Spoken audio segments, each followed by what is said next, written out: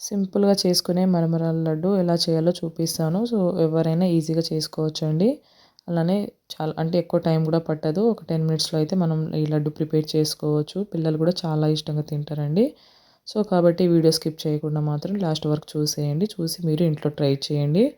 So, ఈ విధంగా గనుక చేసుకొని పెట్టుకుంటే మనకు చాలా డేస్ వరకు ఉంటది. అలానే మనకు అచ్చం స్వీట్ షాప్ టేస్టే వస్తదండి. సో, కాబట్టి ఈసారికైతే ఈ విధంగా మీరు ట్రై చేసేయండి. హలో! హాయ్! నమస్తే. నేను మీ Saritha. Welcome back to Saritha cooking and vlogs. ఈరోజు మన రెసిపీ వచ్చేసి మరమరాల లడ్డు అండి. సో, అచ్చం స్వీట్ షాప్ స్టైల్ టేస్ట్ రావాలంటే ఈ విధంగా చేసుకోండి.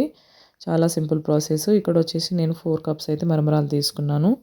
సో, ఇప్పుడు ఇదొచ్చేసి మనం లైట్‌గా వేయించుకోవాలండి. సో, స్టవ్ ఆన్ చేసుకొని అయితే ఒక గిన్నె పెట్టుకొని ఇప్పుడు ఇందులో వేసుకొని అయితే ఒకవేళ సిమ్‌లో పెట్టుకునే వాళ్ళైతే ఒక 5 మినిట్స్, ఒకవేళ మీడియం ఫ్లేమ్‌లో పెట్టుకుంటే మాత్రం ఒక 2, 3 మినిట్స్ వరకు ఫ్రై చేసుకోవాలి. సో, ఇలా కాస్త మనకు క్రిస్పీగా వచ్చే వరకు ఫ్రై చేసుకుంటే సరిపోతుందండి. సో, చూడండి ఇప్పుడు ఈ విధంగా కాస్త ఫ్రై అయిపోయిన తర్వాత లైట్ కలర్ కూడా చేంజ్ అవుతది. సో, ఇప్పుడు చూడండి ఒకటి చూపిస్తున్నాను ఇక్కడ. ఈ విధంగా క్రిస్పీగా వచ్చిన తర్వాత స్టవ్ ఆఫ్ చేసేయాలి. సో, స్టవ్ ఆఫ్ చేసేసి ఇప్పుడు ఇదంతా ఒక గిన్నెలో తీసేయాలండి. సో, ఇలా తీసేసిన తర్వాత మళ్ళీ అదే ప్యాన్‌లోకైతే మనం ఏ కప్‌తో అయితే మరమరాలు తీసుకుంటామో 4 కప్ మరమరాలకైతే 1 కప్ అయితే నేను ఇక్కడ బెల్లం తీసుకుంటున్నాను.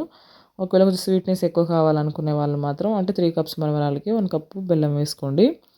సో, ఇక్కడ ఒక లైట్ కొంచెం ఒక 1 ఆర్ 2 స్పూన్స్ వాటర్ పోసుకొని సో, బెల్లం మొత్తం కరిగించుకోవాలి. సో, ఈ విధంగా అయితే కలుపుకుంటూ బెల్లం కరిగిపోయిన తర్వాత ఇప్పుడు మనకు పాకం వచ్చేసి కొంచెం అంటే ముదురు పాకమే రావాలండి. సో, అప్పుడే మనకు ఉండలు చుట్టుకోవడానికి కూడా ఈజీగా అయిపోతది. సో, బెల్లం కరిగిపోయిన తర్వాత మనకి ఇలా నురుగులాగా వస్తూ ఉంటది.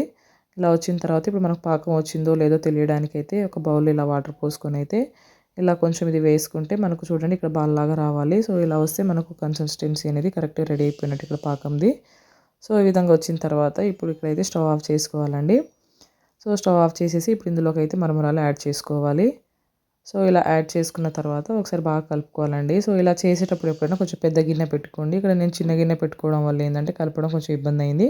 అలానే మనకు కింద పడుతూ ఉంటాయి. సో, పెద్దది ఉంటే మనకు కొంచెం ఫ్రీగా ఉంటది. ఈజీగా కలుపుకోలేస్తామండి. సో, ఈ విధంగా అయితే బాగా మిక్స్ చేసుకోవాలి. సో, చాలా సింపుల్ ప్రాసెస్ అండి. ఎవరైనా ఈజీగా ఇంట్లో ఫస్ట్ టైమ్ చేసేవాళ్ళు కూడా ఈజీగా చేసుకోవచ్చు. సో, చాలా టేస్టీగా కూడా ఉంటాయి. పిల్లలు గానీ, పెద్దవాళ్ళు గానీ చాలా ఇష్టంగా తింటారు. సో, కాబట్టి కంపల్సరీ ట్రై చేయండి.